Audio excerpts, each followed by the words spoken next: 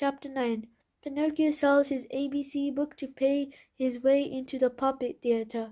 See Pinocchio hurrying off to school with his new ABC book under his arm. As he walked along, his brain was busy planning hundreds of wonderful things, building hundreds of castles in the air. Talking to himself, he said, "In school today I will read, and tomorrow to write, and the day after I'll do arithmetic. Then, clever as I am, I can earn a lot of money. With the very first pennies I'll buy father a new cloth coat." Cloth, did I say? No, it shall be of gold and silver with diamond buttons. And that poor man certainly deserves it, for after all it isn't he in his shirt sleeves because he was good enough to buy a book for me on this cold day too. Fathers are indeed good to their children. As he talked to himself, he thought he heard sounds of pipes and drums coming from a distance. Beep, beep, beep, beep, beep, zum, zum, zum.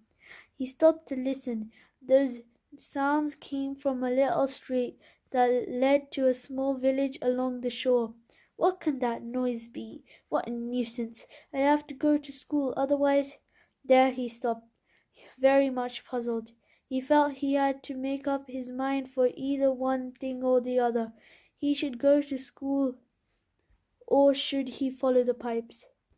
Today I'll follow the pipes, and tomorrow I'll go to school. There's plenty of time to go to school, decided the little rascal at last, shrugging his shoulders. No sooner said than done. He started down the street, going like wild.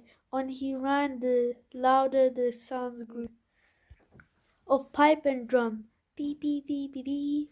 Zum, zum, zum, zum. Suddenly he found himself in a large square, full of people, standing in front of the little wooden painting painted in brilliant colours. "What is that house?" asked Pinocchio to a little boy near him. "Read the sign and you'll know." "I'd like to read, but somehow I can't today." "Oh, really? Then I'll read it to you." "No, then that written letters of fire. I see the words. Great Puppet Theatre. When did the show start?" "It's starting now." "And how much does one need to pay to get in?" "4 pennies." Pinocchio, who was wild with curiosity to know what was going on inside, lost all his pride and said to the boy shamelessly, "Will you give me 4 pennies until tomorrow?" "I'd give them to you gladly," answered another, poking fun at him, "but just now I can't give them to you. For the price of the 4 pennies I'll sell you my coat. If it rains, what shall I do with the coat of flowered paper? I could not take it off again. Do you want to buy my shoes? They are only good to light a fire with. What about my hat? Fine bargain indeed, a cap of dough. The mice might come and eat it from my head." Pinocchio was almost in tears. He was just about to make one last offer when he lacked the courage to do so.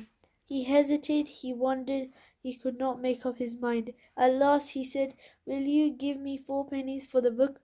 "I am a boy, and I buy nothing from boys," said the little fellow from a far more common sense than the puppet. "I'll give you 4 pennies for your ABC book," said a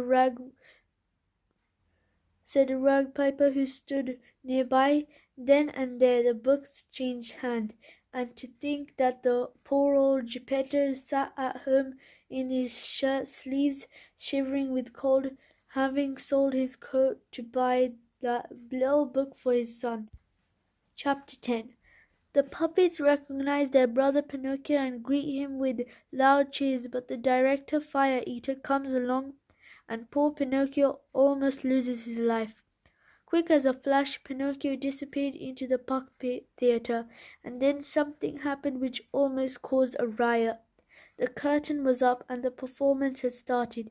Hercules and Pulcinella were recruiting on the stage as usual they were threatening each other with sticks and blows.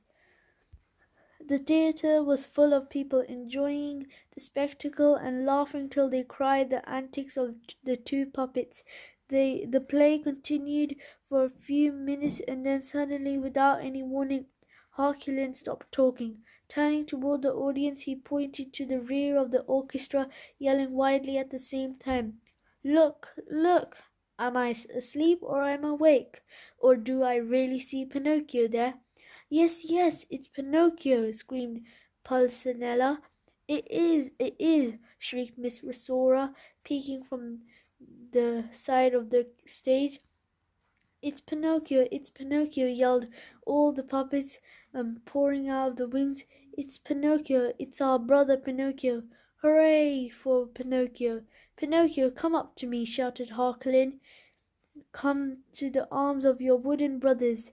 At such of a loving invitation, Pinocchio, with one leap from the back of the orchestra, found himself in front rows.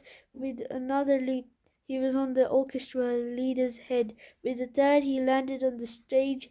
It was impossible to describe the shrieks of joy, the warm embraces, and the knocks and the friendly greetings with which that strange company of dramatic actors and actresses received Pinocchio. It was a heart-rending spectacle. The audience, seeing that the play had stopped, became angry and began to yell, the play, we want the play." The yelling was of no use. The puppets, instead of going on with their act, made twice as much racket as before, and lifting up Pinocchio on their shoulders, carried him around the stage in triumph. At that very moment the director came out of his room. He had such a fearful appearance that one look at him he would fill you in horror. His beard was as black as pitch, and so wide was as an oven, his teeth like yellow fangs, and his eyes two glowing red coals. In his huge hairy hands a long whip made of green snakes and black cats' tails whipped together, squished through the air in a dangerous way.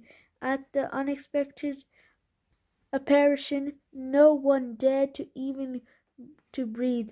One could almost hear a fly go by. Those poor puppets, one and all, trembled like leaves in a storm. "Why have you brought such excitement into my theatre?" a huge fellow asked Pinocchio with the voice of an ogre suffering with a cold.